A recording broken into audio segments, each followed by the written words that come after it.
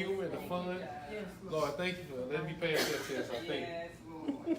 I think, Lord. So we love you, mighty God. Lord, we pray that you would just open the ears of those that are here, those that are watching, mighty God, open their eyes that they may see and their hearts that they may receive.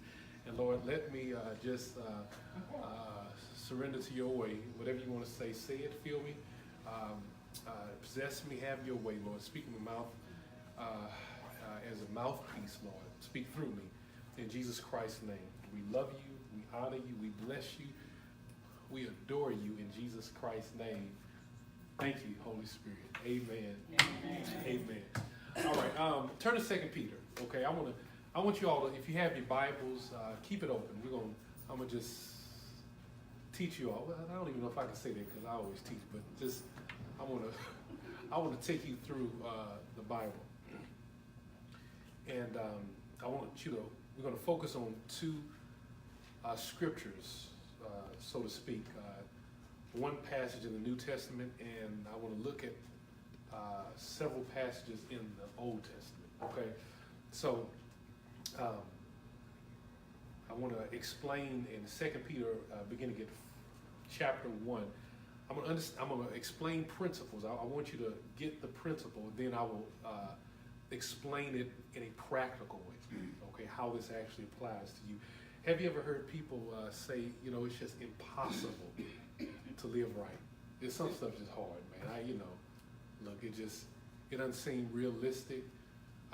It is impossible.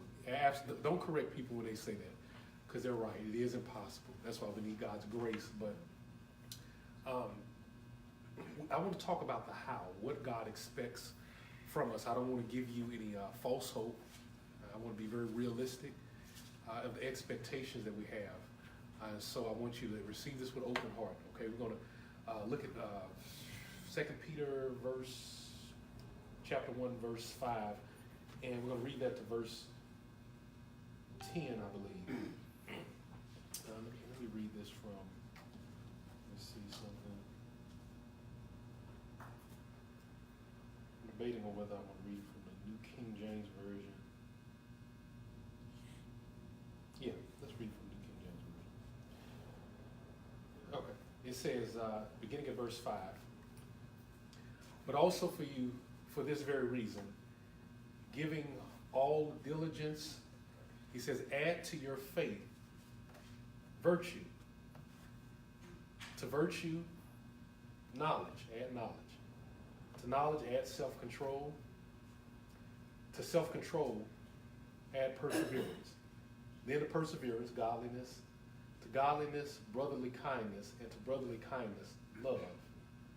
For if these things are yours and abound, you will be neither barren nor unfruitful in the knowledge of our Lord Jesus Christ. For he who lacks these things is short-sighted, even to blindness, and has forgotten that he was cleansed from his old sins.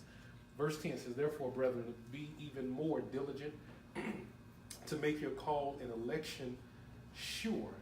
If you do these things, you will never stumble. Okay, I'm going to stop right there. I'm going to look at this, and I'm going to explain this in the principle, and then we'll deal with it practically. What does this look like in everyday life? What does this look like in somebody's life in Scripture? Okay, verse 8 through 10. Here's what he says. He says, because there is no increasing measure or no measure at all. There's no growth or increase in you.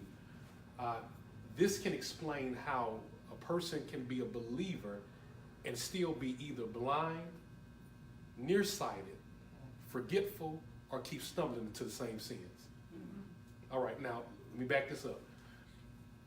People who they're believers. I know the Bible says that the God of this age has blinded unbelievers, but there is a blindness that even falls on believers. He says this. He says your spiritual eyes can be blind to certain things, even entire churches. Okay? He says there can be a blindness, but then also, he says, I've seen with even in believers, there's nearsightedness. There can be a person that is saved. They have Christ. They're saved. I love the Lord, but they're nearsighted in a sense where they cannot, it's difficult for them to see eternal reality. And I'm not talking about seeing angels and all that and Jesus and all that. I'm talking about actually seeing the eternal purpose of God, where what they see more than anything is things in the natural. When I'm going through, I need this, help me with this. That's what they see. He said we have believers that are like that. And then he says there are also believers that are forgetful of what God's done to them. This is a different type of blindness. This is a blindness of the mind.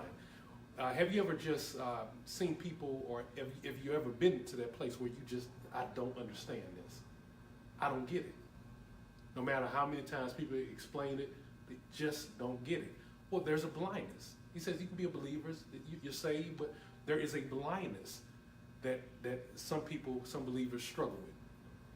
Then he says, but then some keep stumbling into the same sins. Now, I don't know if you're super spiritual, but all of us have been there, and some of us, we still are there, stumbling. And we keep stumbling, doing the same thing over and over again. It's like, I don't know how to break this. I know this is the right thing, I know this is the wrong thing, but I keep on doing the same thing over and over again. He says the reason this happens, those four things happens, is because there is no increase or abounding in what he talks about in verses 5 through 7. Let's talk about this. I'm giving you the principle, then we're going to chew it up, break it down practically, okay? Verse 5. What is he saying that we're not abounding in? The reason why there's a blindness I cannot see, or I'm nearsighted, I cannot see the eternal value. I'm just not getting it. Or there is a place in me where I keep stumbling, or there's a blindness in my mind I just don't understand. He says this. He says, number one, verse 5 says, but also for this very reason, giving all diligence. He mentions the word diligence. This is an interesting word. It means different things. The word diligence here literally means to be in haste. Let me say it again. It means stop wasting time. Stop taking your time about what? About everything that I'm about to say. Don't waste time. Time is too valuable. You don't have a lot of it. You need to be moving fast in this thing. But that word diligence not only means haste, but it also means hunger. There should be an intense conviction and zeal concerning what? About the things I'm about to say. He says, look, you have to have diligence. You need to be hasty about this.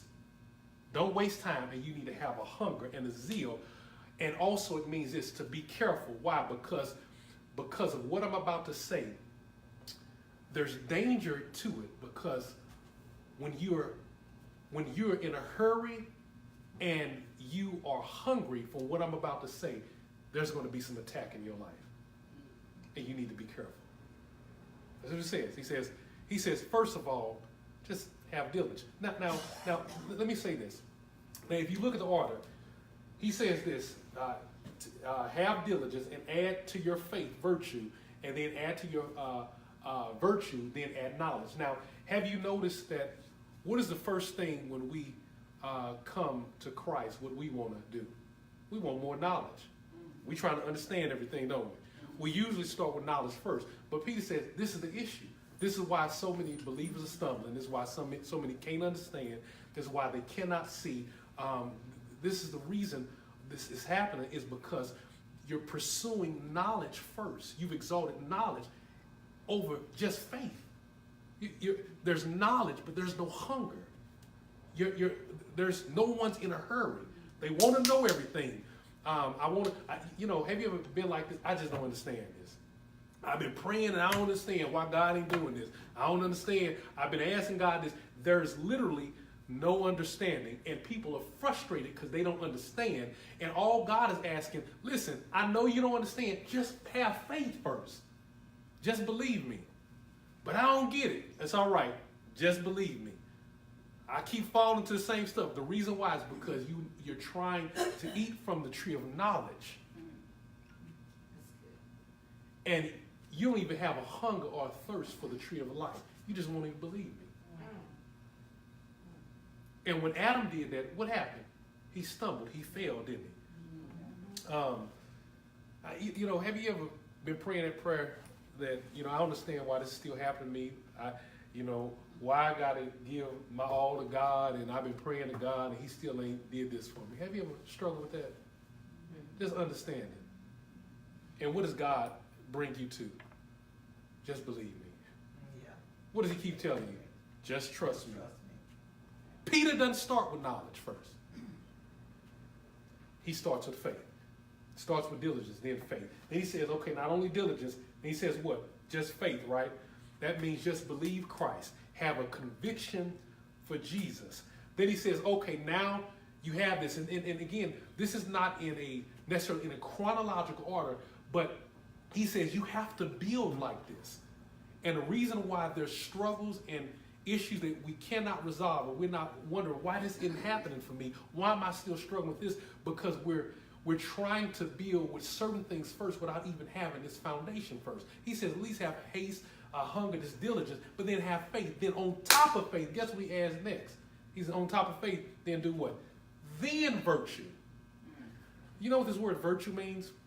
I'm just giving principles. We're going to talk about it because I know we like the practical. You're going to understand this and see how this lives in somebody's life. Do you know what the word virtue means? Virtue literally means moral preeminence. That's what it means. It means moral goodness. When there's moral preeminence, this is a very general term, because after we trust God, we need to be diligent, we need to be in haste and have hunger, that when we obtain this faith, we obtain whatever God says is preeminent. Well, the question is, what does God call preeminent? Let me show you. Go to Colossians. Just giving you principles. Colossians 1. I need you to understand this, since we like to understand it, right?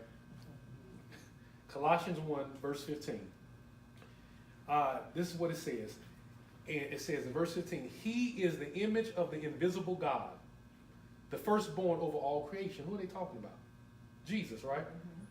For by him, who? Jesus, all things were created that are in heaven that are on earth, visible and invisible, whether thrones or dominions or principalities or powers.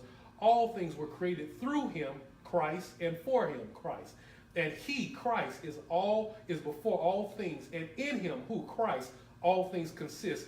And he, Christ, is the head of the body, the church, who is the beginning and the firstborn from the dead, that in all things Christ may have the preeminence.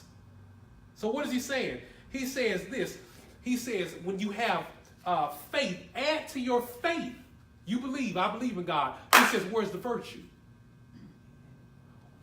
When you have faith, the next thing to build on is make sure that Christ is preeminent, that he should be your first priority. So the issue is, here's the issue. I have faith, but Christ is not my priority. We have faith without virtue.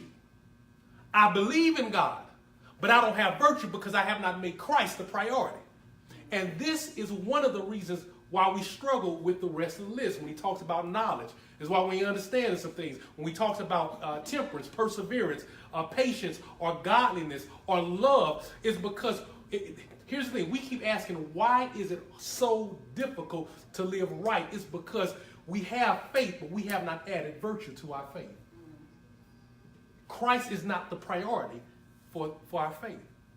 Are y'all seeing this? He's giving us a system here. It's a system. Just okay, I believe Christ. I believe in God. So what's next? Make Christ your priority. Add virtue. Okay, then what's next on the list? Let's go back. Where were we? At where was that? 1 Peter. Okay, thank you. Y'all need to tell me now. First Peter 5. 2 Peter. See, thank you. Somebody was listening. 2 Peter. 2 Peter 1, verse 5. He says, so after virtue, then what do you add to it? Knowledge, right? What is knowledge? That's moral wisdom of what? Living right. Knowledge of what? In righteousness. A deeper understanding, knowledge and revelation. It's understanding the spiritual things. It's inquiring of God to have an experience with him.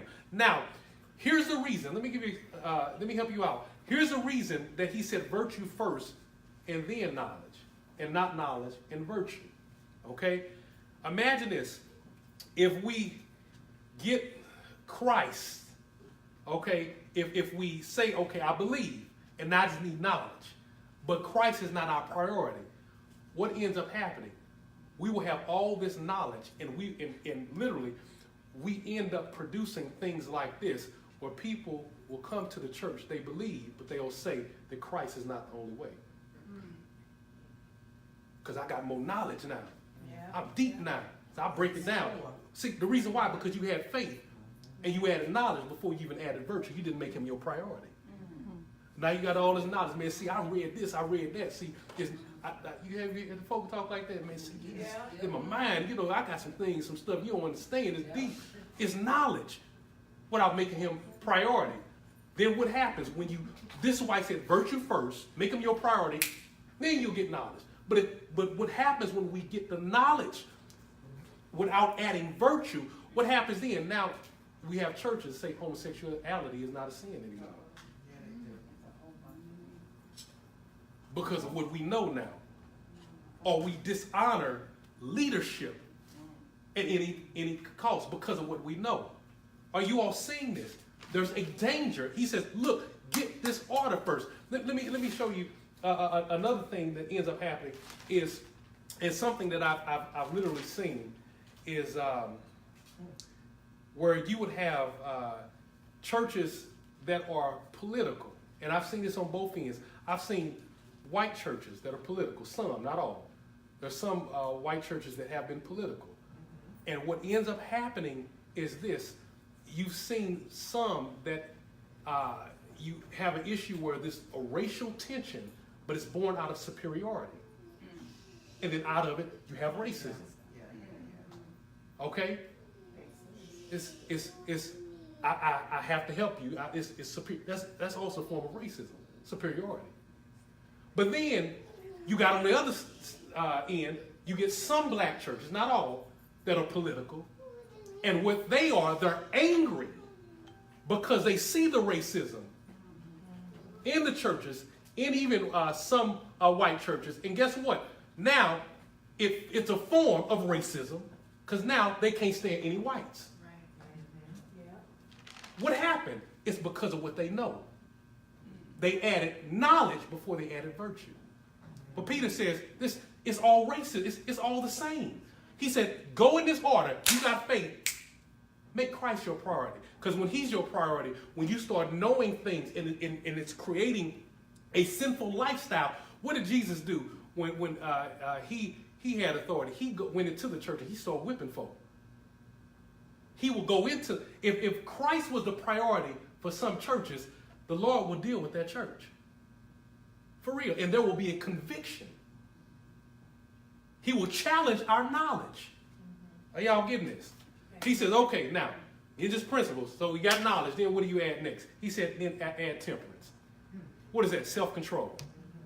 It's an image of someone who masters their desires and their appetites and passions and even routine. It ain't one of those things, everything goes. I'm just being me. I'm grown. I can do what I want to.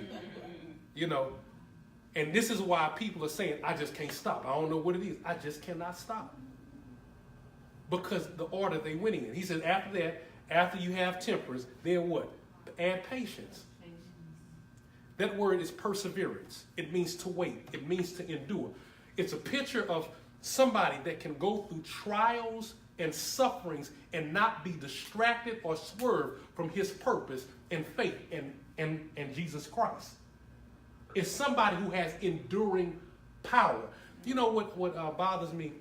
I've seen a lot of people, and it is wrong, that people will go to churches and literally folk in the church will treat them like they're less than because, they don't look like them and act like them.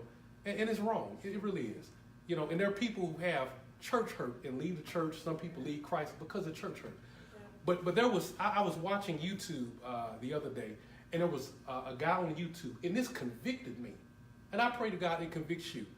It really convicted me. It was a guy who lived overseas. He was a teacher in the Muslim mosque. He grew up in that culture. And he literally gave his testimony. God literally used the Quran to convert him to Christianity. The craziest thing. He started talking about how Quran only mentioned Muhammad a couple times, but it mentioned Jesus all these other times. I'm like, wait a minute. Why so much focus on Jesus? And he started going and started going through the text, and all of a sudden, the Lord converted him to Christianity by reading the Quran. He gave his life over to Christ. Now, what happened was, in that culture, it ain't like Muslims here. In that culture, they'll kill you for that. His father locked him in a room and literally starved him for 20 days. No food, no water. He said he was so weak, he was like a little child. He said his brother came and urinated in his mouth. Listen to this. This is serious. His brother urinated in his mouth. And on the 20th day, he said he had no strength in him. And his father came in with a knife. He said, renounce Jesus and accept Allah. If you accept Allah, I'll let you live. If you don't, I'm going to kill you. He said, I had no strength. He said, all of a sudden, there was a surge of energy. He said, I don't know where it came from. God gave me a surge of energy. And I had strength enough because I could not move. He said, I got up and I cried out Jesus. And he said, when I screamed Jesus, the Lord let my father fall on his own knife. He said that his mother, his family came in, didn't know what happened. They rushed him to the hospital, but he said they ended up leaving the door open. He ran out, ran into a cab, got into a car, and the guy that was driving the cab was a Christian. He told him the story. He gave him some food, and he talked about how he gave his life over to Christ. And even now, he said, I realized that, he said, the reason I cried out Jesus when it was my life, because I realized that if Jesus can get up from the dead, surely he can raise me up from the dead if I die for him. And when I heard this man's story, and I started comparing it to folk who got church hurt in the West and they walk away from Christ, I said, man, we have no perseverance for real. Right. We get mad because somebody won't speak to us, and this man is about to die, gets urinated on in his mouth. And he will not give up Jesus, but we walk away. He says, listen, you need perseverance. And the issue is we're trying to persevere storms and problems here, little stuff. And we don't understand why it's hard. Is because one, we haven't even had diligence. We haven't built on our faith. And on that, we haven't even made virtue, Christ, a priority. And even from that, you see this, we don't even have understanding of him. We're trying to persevere, and this is why we fallen, because we haven't done those other things first. He says, on top of that, he said, keep on. He said, after you build on this, I'm just giving you personal. We're going to talk about the practical stuff. It's going to get real practical in a minute, all right? He says, then build what? He says, then on top of that, then godliness. This word godliness means this. It means to be well-pleasing to the Father. Isn't that beautiful? It means well-pleasing to the Father in so many different areas. I'm well-pleasing. Well, the question is, what is actually well-pleasing to the Father? I'm sorry, I need to rephrase it. Who is well-pleasing to the Father? When Jesus was being baptized, here's what the Father said. This is my beloved Son, in whom I'm what? Well-pleased. It's an image of pointing back to Jesus. He said, then after that, then brotherly kindness, and then on top of brotherly kindness, love. Now, I love this. Notice the order. He does not say love, then brotherly kindness. He said, build brotherly kindness, then love. He mentions this brotherly kindness in the Greek is phileo love. It's brotherly love. The love after that, he says, after brotherly love, phileo love, then agape love. Two different types of loves. The phileo love, this brotherly love, is literally a fraternal type of love. Treating other Christians like a brother or family. It's fraternal affection. It's the image. I don't know how many of y'all here actually joined a fraternity. or a sorority. It's an image of, I've literally seen believers who show more brotherly love to people in their fraternity than other Christians. That's dangerous. He said that should be reserved for those who are saved. He said you should have a brotherly love. Now, here's the issue. You have Christians that are not building that way. They don't start with brotherly love, then agape love. We've been trying to operate in an agape love, a godly love, without brotherly love. And the issue with this is that we try to fix people with agape love or godly love without actually treating them like brothers. Come on now. Say that. They'll only become an assignment to you. Right. Come on now. But you don't see them as equal. Right. Right. Okay, brotherly love means I love you like a brother. I love you like family. Godly love, I love you like God. Okay? And so the person that tries to operate in godly love and don't even have brotherly love, this is a person where you will be more anointed than them, but you have to teach them, but will you sit under them to let them teach you? Amen. The only way you can do that is you see them like a brother. Yeah. Person with operating in godly love without brotherly love is this: I'm going to deliver you from your demons, but will you let them take you through deliverance? The reason you won't is because you don't see them like a brother. Tell the truth. This is what, and Peter is saying, I'm trying to make this very plain and simple. So if you want an ABC, 1, 2, 3 step, this is why you have the issues that you have. This is why you deal with stuff you deal with in church. All the problems you see is because y'all out of order. Amen. And y'all trying to do all this godly love, and you don't even believe God. You don't even trust Him. I've been praying. You don't even trust. How you gonna try to show love? You don't even trust Him.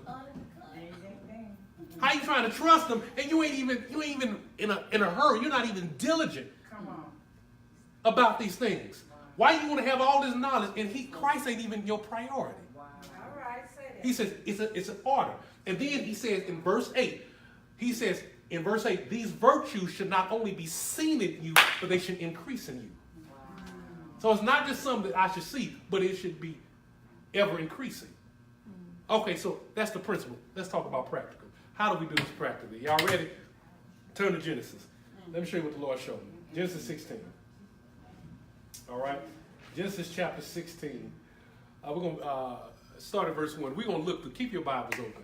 I want to help y'all out because you're like, man, it's just hard. I've been trying. I keep stumbling. It's stuff I don't understand. I've been praying and God ain't been doing this and I'm frustrated and you stressed out. This is the reason why you're so stressed. Because you don't understand.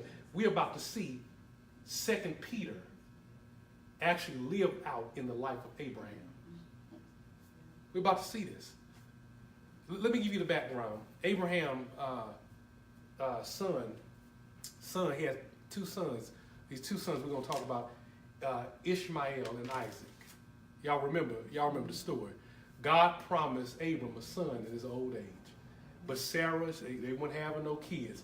And Isaac, he promised him Isaac. And Isaac was a type and shadow of Jesus Christ.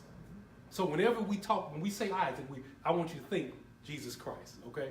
Because how do you know? Because who did God tell Abraham to sacrifice? His only son.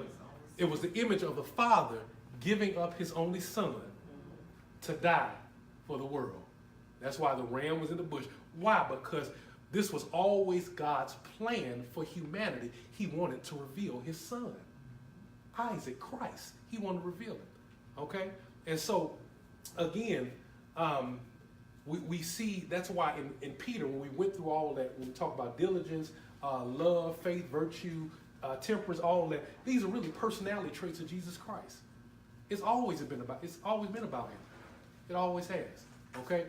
But here's why it's so challenging for us to live right. Here's why we keep stumbling over and over again.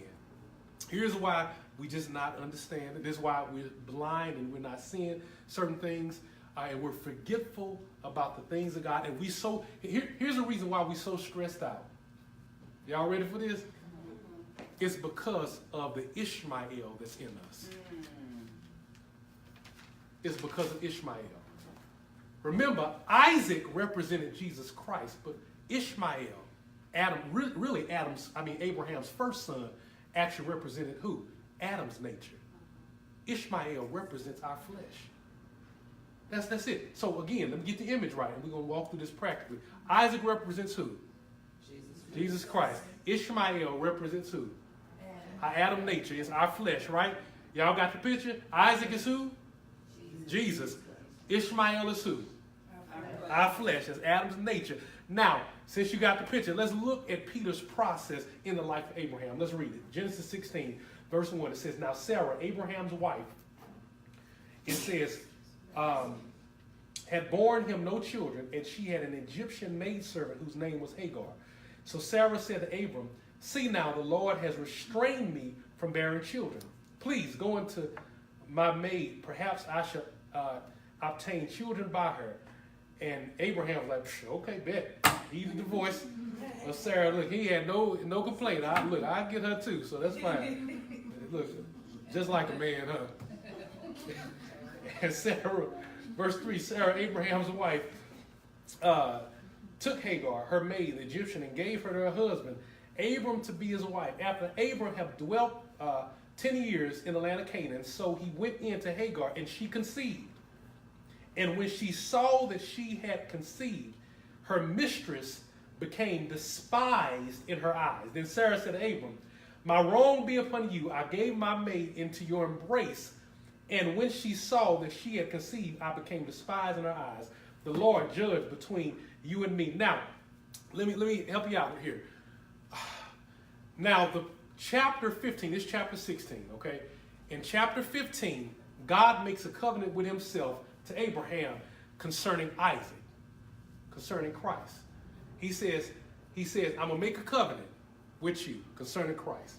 You're going to see Isaac in you. You're going to produce Isaac. You're going to produce Christ. Now we see in the next chapter, the following chapter, in chapter 15, the covenant is made. In chapter 16, Ishmael is mentioned, his flesh. What happened? He did not believe. It was unbelief. Literally, this is what Peter said. Look, just believe him. Some of you all are stressed out simply because you just will not believe. How many times does God have to tell you over and over again the same thing? Just believe him. Don't you hate when you're in a relationship and you got to always prove yourself to the other person?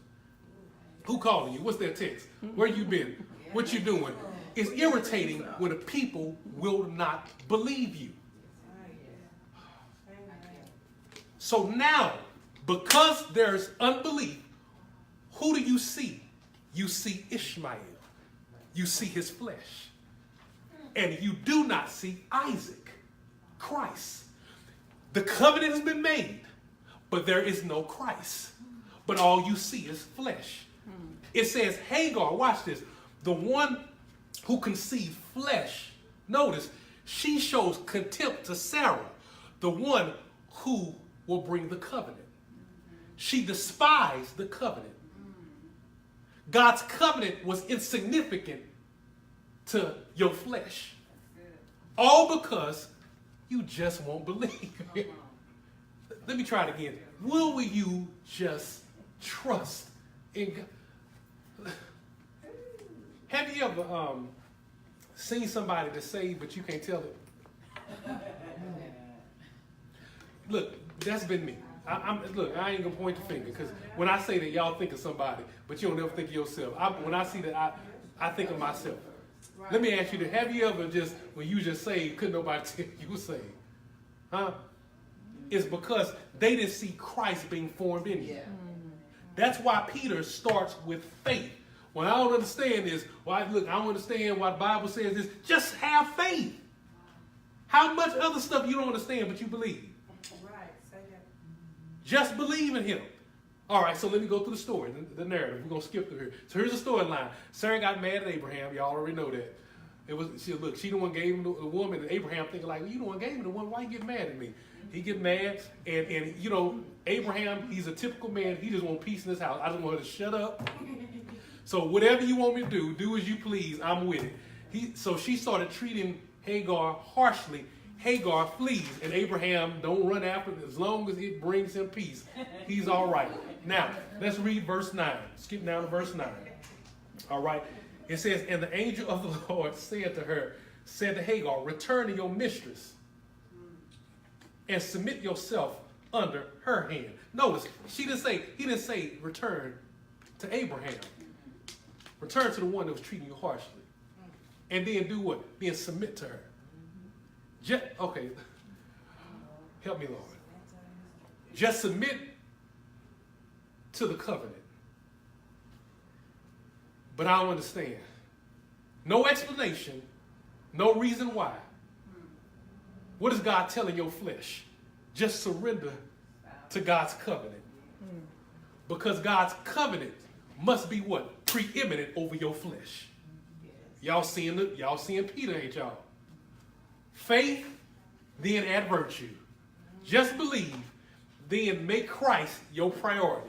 Even if you don't always get an explanation. I don't understand, Lord, why I'm still single, I ain't married, just trust me. Okay, I'm trusting you, but you have to add virtue to your faith. What you mean, add virtue to my faith? I'm trusting you're going to bring me somebody. Here's virtue. Make Christ a priority. How so? Don't be married to the Lord while you're single. Live your life devoted to the Lord. You're adding virtue. Okay? I'm believing you, but where's the virtue at? Y'all see it? Now, here's what happened. When y'all do this, y'all ready? I'm just this practical experience. Here's what y'all experience, some of the stress y'all experience. Okay? You got a lot of people who faith, I believe God, no virtue. All right? But here's what happened. When you add virtue, your virtue will be tested. Let me try it again. Your virtue will be tested. Let me show you. Let's read 16, verse 10. Next verse. It says, then the angel of the Lord said to her, I will multiply your descendants exceedingly, so that they shall not be counted for a multitude. Notice what the angel does. Promises her and promises Ishmael, the flesh, natural blessings. God promised him natural blessings. Now I want y'all to put a pin there. I want you to remember this. We're going to come back to that. Remember, only temporary blessings are promised to Ishmael, the flesh. Keep on reading. Verse 11. And the angel of the Lord said to her, behold, you are with child, and you shall bear a son. You shall call his name Ishmael, because the Lord has heard your affliction, and he shall be a wild man. His hand shall be against every man, and every man's hand against him. And he shall dwell in the presence of all his brethren. Now, here's what he says. He says, our flesh, Ishmael, will always be hostile towards the things of Christ. Now, let me tell you two things about this. One, there was twofold. It was one, a prophecy. Because Ishmael, if you do history, out of Ishmael comes the Arabs and Muslims. Okay, they were born. Because of what Abraham did his thing, and out of that, it comes a conflict in the Middle East with Muslims and the Jewish people. Yeah. God prophesied about this. He said this is going to happen because Ishmael, there's going to be hostility between Muslims and the Jews because of that. All right? But he says, I'm going to bless them. And you see that. You got oil. You see blessings over there. Yeah. God he's honoring his word. Right. For real. He's blessing them. But now, it also means something else. It means also our flesh, Adam's nature, will also be hostile toward Christ himself. Are y'all seeing this? Okay, let me show you something. I remember when me and Nia met. She would listen to different music than me. Okay, I was preaching, but I was listening to some hardcore rap, all this cussing and stuff, and it was loud. I was pulling up to my son's school and the music blasting and stuff, and you know how you used to back in the day when you drive by church, you turn it down. But look, I was turning it up louder, I wanted to hear I was coming through that. I don't know if they still do the bass era, but I was in that era where bass was the big thing. So I wanted to just all, I wanted everybody else to feel it, you know. And so, now I would listen to gospel music, but I would listen to different kind. I would listen to the ones that when you got that run, like you hear that run and ooh, you know, it just, you hear that note, man, look at that, man, how you hit that note. That was my gospel music. But Nia, when she came around, it was irritating to her. She would, I would let her, you know, touch my radio, you know, and she would play a different type of gospel music. She would play songs that were really being sung to the Lord. You know, not the same thing about the other gospel music I listened to, but that's what she was listening to. But I was getting irritated. I literally felt mad. I was irritated, and I had to turn it off. I was like, here, I turned it off. And let me ask you something. When you was talking about something, I was just trying to start a conversation because I could not hear it. At the time, I didn't realize I needed deliverance. But there was something in me that was hostile to the things of Christ, even though I was saved. He says this, right. And some of y'all are the same way. It may not be worship. It may be some worship music. You get mad. You don't even know why you get mad. It may be even conversations about Jesus. It may be certain type of sermons. They talk too much about Christ. It may be a certain atmosphere where you get irritated. Guess what? You like me. You need deliverance. It's all right because I needed. I didn't know that. Nobody. I wasn't born in that type of denomination. They talked about deliverance much. I thought once you get saved, you just automatically delivered. All the other stuff is gone. But I was struggling with hostility toward Christ. And he says, this is what's going to happen in your journey. That's why he says, when you have faith, make sure Christ's your priority. Because if not, you're going to have hostility. Your flesh ain't going to be able to take it. All right? Keep on reading. As a matter of fact, he says you got to die to flesh. So let's go to the next chapter. Genesis 17. Let's keep reading. He says, now when Abraham was, 99 years old, the Lord appeared to Abram and said to him, I am Almighty God. Walk before me and be what? Blameless. Now, here's what's happening. Jesus Christ actually appears to him.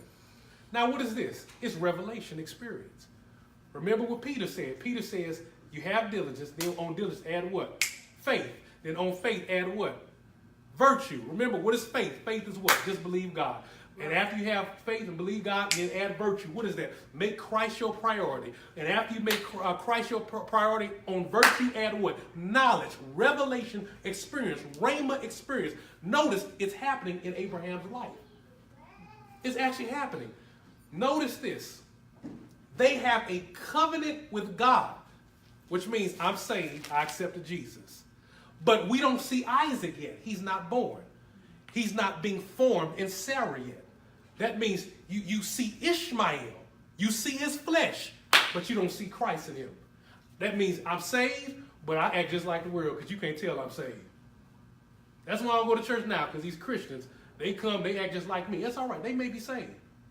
They may be. Or maybe not, because in that 2 Peter, that's the same passage where Peter says you need to test your salvation to make sure that you are saved and you're going through a process, or maybe you're not saved at all. He says, do this. He says, okay, I'm saved, but my flesh keep acting up. Now, he says, but now, guess what?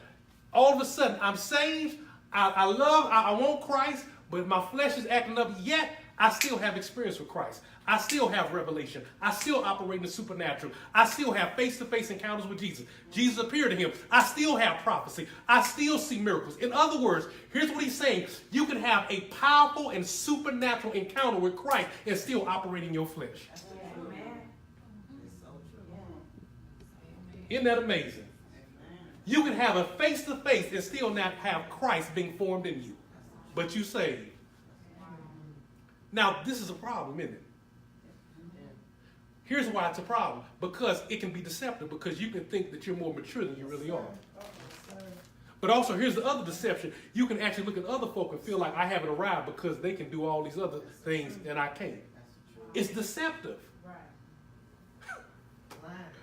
Oh my gosh. But here's the test. There's a test. When God takes you through this process, there's a test. What is the test? Verse 2. Let's see. He says, and I will make a covenant between me and you. This is Jesus Christ talking to him. And will multiply you exceedingly. Verse 3, then Abram fell on his face, and God talked with him, saying, as for me, Behold, my covenant is with you, and you shall be a father of many nations. No longer shall your name be called Abram, but your name shall be Abraham. For I have made you a father of many nations. I will make you exceedingly fruitful, and will make nations of you, and kings shall come from you. And that's what's the fruit of the Spirit, King of kings, kings and priests. You notice the correlation here. And he says, kings shall come from you. Verse 7, here it is. And I will establish my covenant between me and you and your descendants after you in their generation for an everlasting covenant to be God to you and your descendants after you. Notice what he says. He says in verse 7, he says, here's Isaac's promise. It's an everlasting covenant. But what did he promise Ishmael, his flesh, in chapter 16? He promised him blessings as well, didn't he? Yeah. But it wasn't an everlasting covenant. It was temporal blessings. But when he says, when I focus on Christ, it's eternal blessings. But when I focus on your flesh, it's... Okay, y'all ain't seeing... Y'all see the test yet? Yeah. Okay, here's a test. Let me help y'all out. Here's how God will test you. I'm going through, I'm stressed out because he ain't blessing me. And what does God? God will prophesy and say, I'm going to bless you. And he'll sit back and see which one is a priority for you. Is it the blessings that I promised to give you? Or will it be Christ, the eternal blessing? Christ being preeminent. Christ being formed in you. This is all a test. He looks and see, okay, have you added virtue to your faith? Is Christ still a priority? Or do I have to promise you more blessings for your flesh? It's a test. Look, I'm telling y'all, before it happens, I know it already happened, it's going to happen again. Listen, y'all, it's a test. The Lord wants you to pass this test. Are y'all getting this? If y'all getting frustrated, just ask God to deliver you, because y'all like me when I was listening to that music. I was getting mad. It's all right. We all need deliverance. And I still need to be delivered for some other things. How does God test us? Which one is important? Do you need to hear a sermon that's centered around the Ishmael, your flesh? That God is going to bless you and bless this and do this and provide this? Or do you mind if you hear a sermon talking about Christ, the one who loves you? Do you need to hear your favorite song because it builds your flesh, your Ishmael up? Or is it all right for me to sing songs that talk about my eternal blessing, which is Christ? Yeah. Have you really added virtue to your faith yet? Is this making sense at all? Amen. I have faith, thank God, to move mountains. Yes. I got faith to cast out demons. Yeah. I got faith that I'm the head and not the tail. The blessings are coming my way. And you know what? That's actually a good thing. Anybody tell you it's a bad thing, they don't read scripture. God, that's a good thing. It's not a bad thing, all right? Okay, but the question is, have you added virtue to that faith? Is it about Christ being formed in you? I moved a mountain, but did you let him move that mountain in you? Yes, say that. Did you let him become Mount Zion in you? Yes. Or is it about Ishmael? Okay, let me go through the storyline. I'm doing a practice. So the storyline is this. So God continues with the eternal promises of Christ in us, but flesh says this: living like that is impossible. I can't do that. No. But do you know, it's a beautiful thing. God sees us the way he intended for us to be and not the way we are. You know that? Imagine if we saw others like how Christ sees us. What if we saw our brothers as God intended for him to be, rather than the way he is? How much easier would it be for us to love them and treat them like brothers? Isn't that beautiful? Let's keep on reading. Come on. Verse 15. This is good, y'all. I don't care what y'all say. All right. All right. Then verse 15 says, then God said to Abram, I thought this was interesting. I just want to talk about this because I thought it was pretty interesting. So verse 15, then God said to Abram, as for Sarah your wife, you shall not call her name Sarah, but Sarah should be her name. All right? And he said this, and I will bless her also, and give you a son by her. Then I will bless her, and she will be a mother of nations. Kings of peoples shall be from her. Notice the focus still on the son, Jesus. It's always on Jesus, right? Verse 17 says this. Here it is. Then Abraham fell on his face and laughed and said in his heart. Notice this. He didn't say this out loud. He thought about it. It's beautiful. Here's what he thought in his mind. Shall a child be born to a man who is 100 years old? And shall Sarah, who is 90 years old, bear a child? Now he said that all in his mind. He didn't even open his mouth. He said it in his heart. Then verse 18, it says, then he opened his mouth and he said to God, oh, that Ishmael might live before you. Notice what he said in his mouth wasn't what was in his heart. That's why God doesn't look at the outer appearance. He knows the heart. So no matter what you say in your, some folks look religious. It don't mean God looks at the heart. Okay, you got to deal with the heart. He was saying something totally different in his heart, wasn't he? Now notice what happens. Verse 19. Notice what God does. In verse 19, then God said, no, Sarah, your wife, shall bear you a son, and you shall call his name Isaac. I will establish my covenant with him for an everlasting covenant, and with his descendants after him. Notice in verse 19, God answers his thoughts first before he answered what was in what came out of his mouth.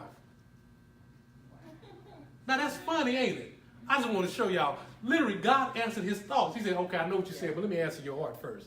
Because this was in your heart. Yep. He says, first, the eternal covenant, Christ, must be your priority. But I'm the father of the faith. I'm Abraham. I know, but you need virtue. Christ must be your priority. But what about Ishmael? Christ must be. But what about my flesh? Oh Lord, please bless me with somebody. I need some more money. All right, but Christ needs to be your priority. I'm going through and I've been praying. You ain't answered me yet. I know, but Christ, that's your flesh. I'm going to bless your flesh, but Christ needs to be your priority. Then what happens in verse 20? Then he answers his flesh. He says, as for Ishmael, as for your flesh, I've heard you. I've heard your prayers. Behold, I have blessed him, and I will make him fruitful, and will multiply him exceedingly. He shall beget 12 princes, and I will make him into a great nation. Now God answers what he spoke. Now let me tell you the beauty of the Lord. This is beautiful.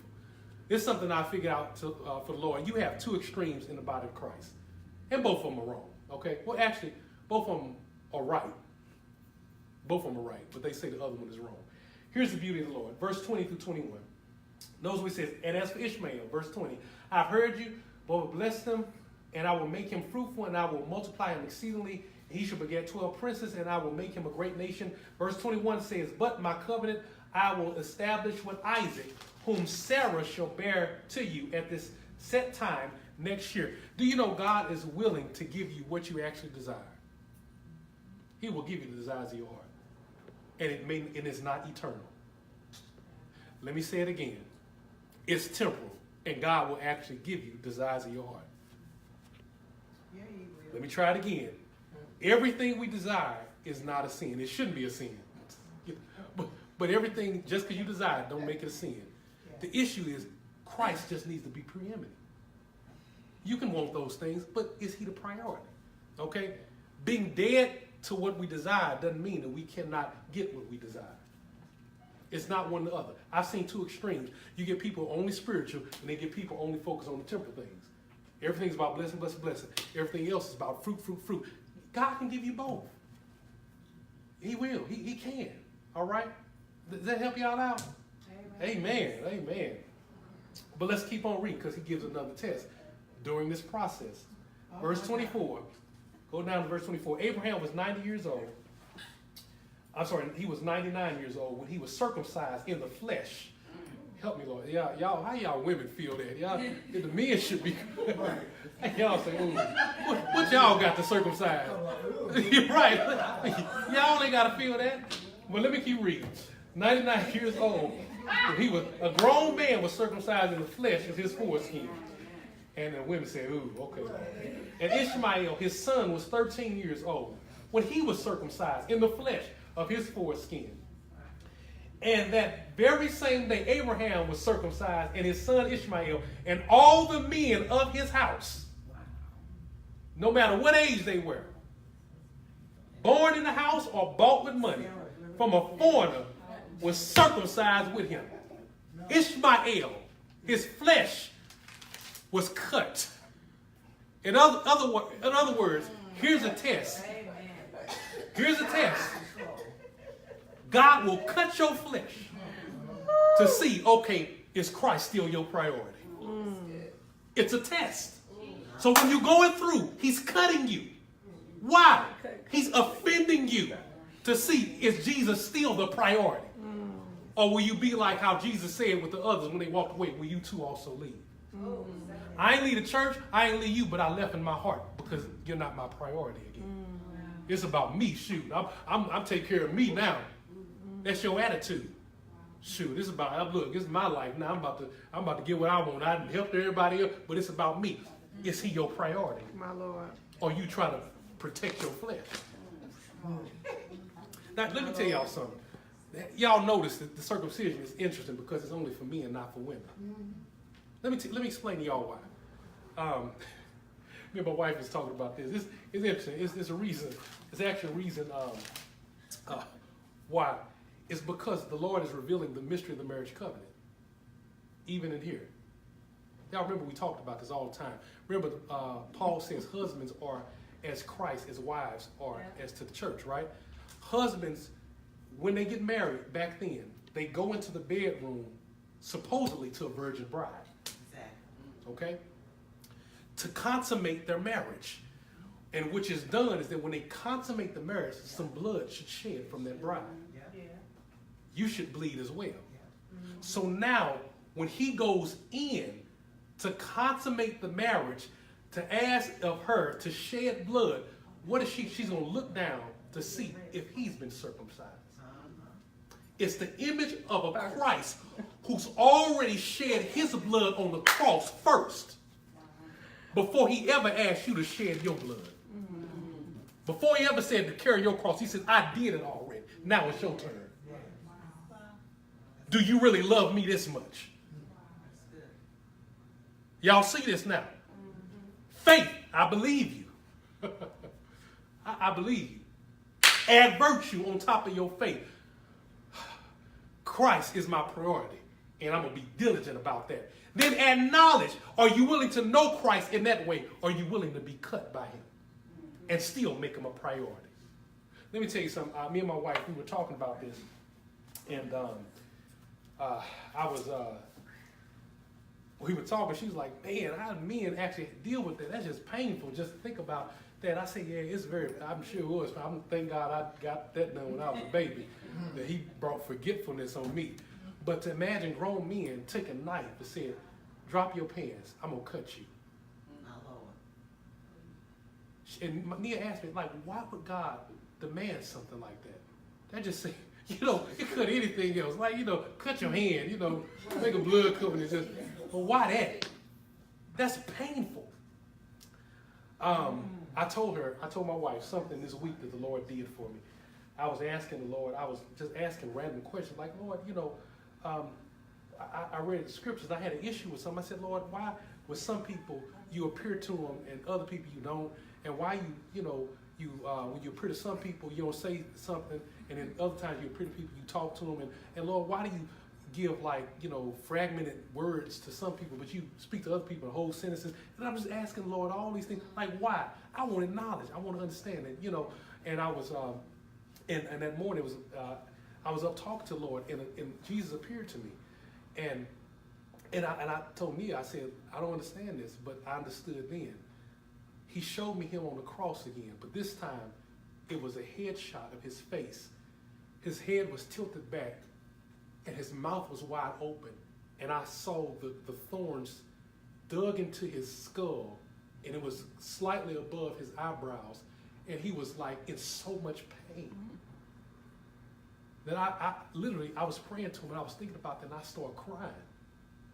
It was agonizing pain. And I told Nia, when the Lord showed me that kind of pain he endured, he's looking at us like circumcision. That's the least of your worries. I endured this, and you're not willing to do this for me.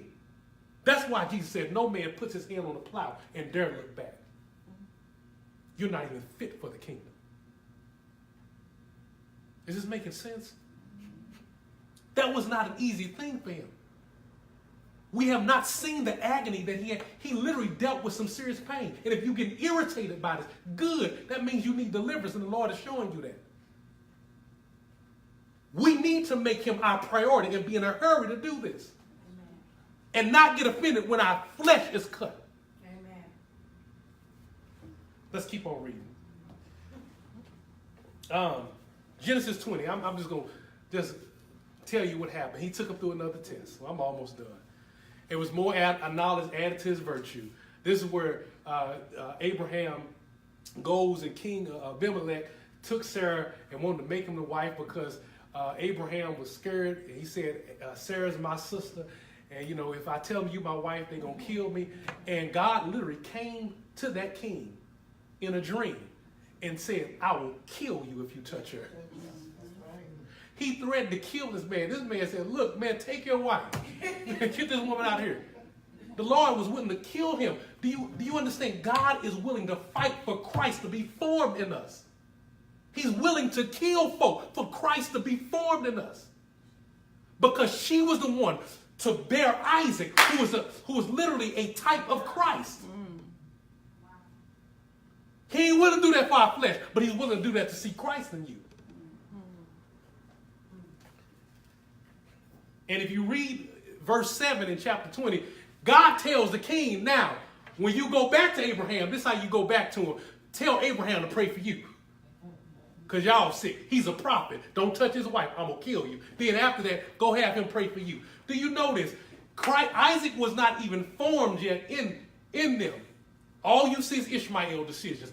Tested with fear. I'm afraid to do this. That's a test. He will have you do something that you're afraid to do to see, is he a priority enough for you to do it despite your fear? He wants you to do this. And then he says, now go pray for them, and they're going to be healed.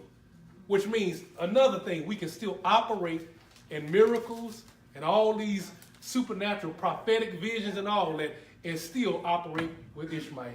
Yeah. And Christ still not seen in us. All right, we're going to end here. Chapter 21. Genesis chapter 21. Thank you, Lord. Verse 1.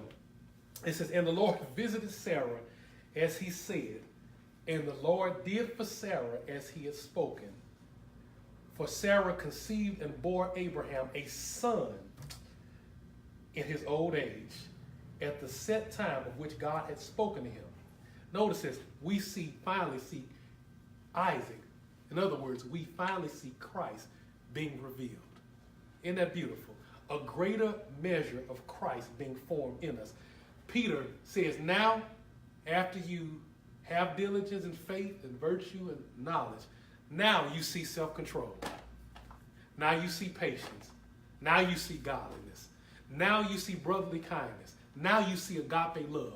But what took so long? He was just crucifying your flesh. He was trying to get rid of Ishmael. You've been holding tight to your flesh. Give it up. Keep on reading. Verse 3. And Abraham called the name of his son, who was born to him, whom Sarah bore to him, Isaac. Verse 4 says that Abraham circumcised his son Isaac. Then he was 8 days old, as God had commanded him. Now Abraham was 100 years old when his son Isaac was born to him. And Sarah said, God has made me what? Laugh. And all who hear will laugh at me. She also said, who would have said to Abraham that Sarah would nurse children? For I have borne him a son in his old age. Isn't that somebody's testimony? Who would have thought that I would be in church, praise the Lord, loving him? Who would have thought this? No, absolutely. No. You don't know how I was. Back in the day, I would have hurt somebody, but I'm actually forgiving somebody. Who would have thought? They seen Christ in me. Keep on reading, verse 8. So the child grew and was weaned, and Abraham made a feast, a great feast, on the same day that Isaac was weaned. Notice what he said. The child did what? He grew, which means that even though we see Christ in us, God is looking for a greater measure of Christ in us. So you see Christ in me when I love, but not self-control, control of my mouth. all of a sudden I'm growing in my tongue. I ain't gossiping like I used to. I'm celebrating people. I'm honoring people. But I still want what others have. I got covetous and envy in my heart. Guess what? There's a greater measure. Now God is dealing with this area in my heart. But now I ain't selfish no more, but I'm dealing with selfishness. There has to be a greater measure. That's why Peter said, remember, let's go back to the New Testament. Peter said we must abound or increase faith and virtue and knowledge and self-control and perseverance and brotherly love and agape love must increase. Just because you love somebody don't mean you can love people more. Have you ever passed and you was patient and God tested your patience with your kids? And you was like, Lord, I passed that test. But the next day you failed because you went clean. Like, all right, Lord, I need a little more patience. Help me grow some more. Seriously, we must grow. And he's applauding when you pass. That's good. They said, let me just try him again. Oh, shoot, Lord, I need help. That's all right, son. I knew you was going to mess that up. Come on, I'm going to give you some more. That's all right, daughter. I'm going to bless you some more. I'm going to give you more grace. We must increase a greater measure of Christ in us. Keep on reading. Verse 9 says what? And Sarah saw, here it is. Notice this test. Sarah saw the son of Hagar, the Egyptian, whom she had borne to Abraham, scoffing him, mocking him. Sarah saw Ishmael, the flesh, mocking the things of Christ. Okay, what is this test? Let me show you. God is testing you. Okay, y'all ready for this test? And I was shocked to see this test. Do you know what the word mock means? It means to laugh. It means to make sport. But here's what it also means. It means to entertain. How does God test you? He will allow entertainment in the church. And says and looks and sees, do you want that more than you want Christ? Entertainment in worship, where you sit there and don't engage him and want him. Do you want to be sung to? Or do you want to worship me? Yourself? Do you want Christ? Which he said the flesh was mocking. It was entertainment. How does he do this? Start with preaching. Pastor, he was all in my toes. Or when he's giving you Christ, well, such should have been there. That sermon's for them. I remember this happened in my ministry. And when I started preaching, it was probably my third sermon, I believe. Yeah, I think it was my third or fourth sermon when I started preaching. I had to preach in the church of St. Louis. And I was preaching and I started trying to hoop a little bit. And I said, and you know, I realized, okay, I ain't no hooper. Let me just shut up. Let me just teach. And I just stopped and I just sat down. And after the church, and I felt like I gave a good word. And, you know, I'm just starting preaching. And, you know, you need encouragement, you know, from other pastors. And the pastor stood me in front of other preachers that came to support me. Many pastors now. And they came at the time. And he sat there and talked to me about the value of hooping. You need to hoop, son. God gave you a hoop. You need to hoop and holler. You're right. Everybody can't do that. But the issue is, if you don't get that, God is testing a church. Do you need to be entertained? Or did you come for Christ? This is a test. He tests us with entertainment. That's why I beseech. I'm using a biblical word because this is serious, right? I beseech pastors, leaders, if you're listening to me, if you're going to showcase your sermons on Facebook, don't just show the hooping. Give them Christ. Amen. Give them the word you preach. If you're recording your preaching, don't just record the hooping and put it on Facebook. Because guess what? The Lord is looking to test you to see, okay, they still want entertainment. Or do they want to give them Christ? They're mocking. The flesh is mocking Christ. Verse 10. Okay. I'm almost done. A few more verses. Therefore she said to Abraham, cast out this bondwoman and her son. For the son of this bondwoman shall not be heir with my son, namely with Isaac. He said, our flesh must, in other words, our flesh need to die and just do away with our flesh. Okay, just die. Verse 11, it says, and the matter was very displeasing in Abraham's sight because of his son. In other words, one verse says he was just stressed out. This is the cause of much of our stress, because we just ain't dying to our flesh. That caused a lot of stress, because this is still my son. This is still my flesh. You telling me to die to not to get what I want and what I've been praying for. Die to my. Now here's the thing: the Lord will give you what you want, but you need to die. But if He don't give you what you want, die to your flesh. This is the cause. It's not that you're not getting what you want that's adding stress. It's that we ain't dying to our flesh, y'all. That's what's adding to our stress. And the enemy knows it. He's going to tempt us and test us to see if we die to our flesh yet. That's why demons are actually sent to watch us. They're looking for patterns. Did they die yet? They still yelling at their kids. They ain't control their temper yet. I need to target that area of their life. They don't really have a strong prayer life. I need to target that area of their life. They still complain a lot, and because they can't read your mind. They don't know everything. They just read, they see, they look at you and watch what you're doing. They still talk about their pastor. Oh, I'm going to cause confusion in their church because they ain't died to their flesh yet. They still talk too much. This is how demons operate. This is why I said, die to your flesh. This is the cause of much of your stress. Because when demons see you ain't died to your flesh, that's the area they target. They still worried about how God gonna supply. Then I'm gonna add, demons say, I'm gonna add some more problems to their list. Because they're gonna worry some more and not trust them. And then they're gonna have to go somewhere where they're entertained and be built up. And I need more encouragement instead of just getting more of Christ. Oh, Jesus, thank you. Verse 12, we almost done, y'all. That sounds like a typical preacher saying we almost done over and over again. I'm going to try to stop there. Yeah, okay, all right. All right. Y'all need to die to y'all flesh. He tested y'all, die to y'all flesh. All right, come on. But God said to Abraham, do not let it be displeasing in your sight because of the lad or because of your bondwoman. Whatever Sarah has said to you, listen to her voice. And Isaac, your seed, shall be called. I said, Isaac, your seed shall be called. Okay? Yet I will also make a nation of the son of the bondwoman because he is your seed.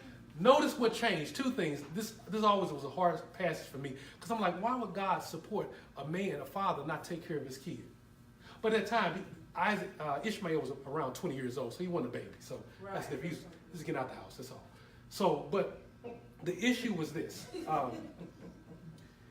Something changed. Before, when Hagar left on her own, God said, no, go back and submit. But this time, He said, no, just go and keep on going.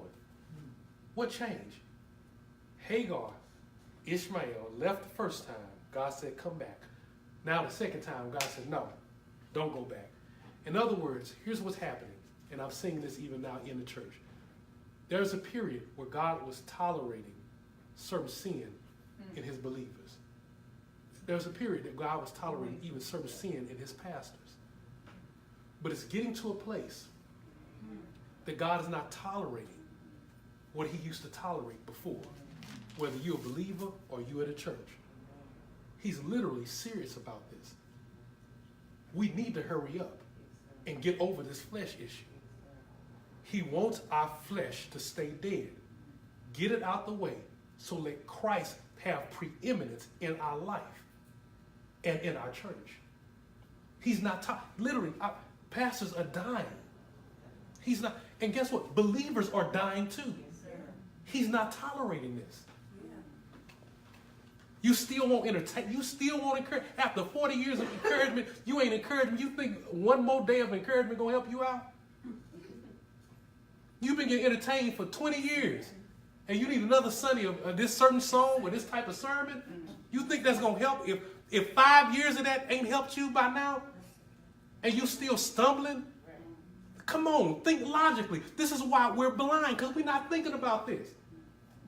Insanity is doing the same thing over and over again, expecting different results. And I'm still struggling with the same thing I struggled with 10 years ago. Are you serious?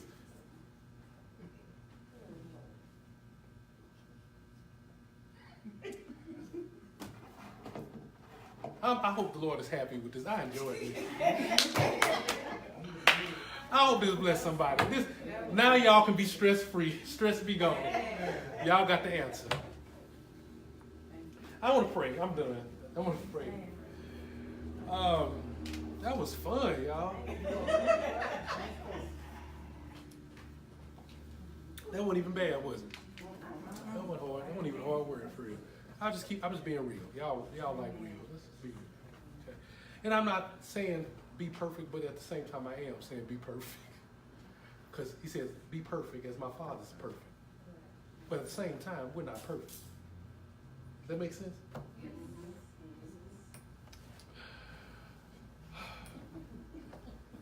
It's growing. We're all growing. Just don't make excuses for sin. Just don't make excuses for it. Take one for the team. Just go on, take one. Come on, man up.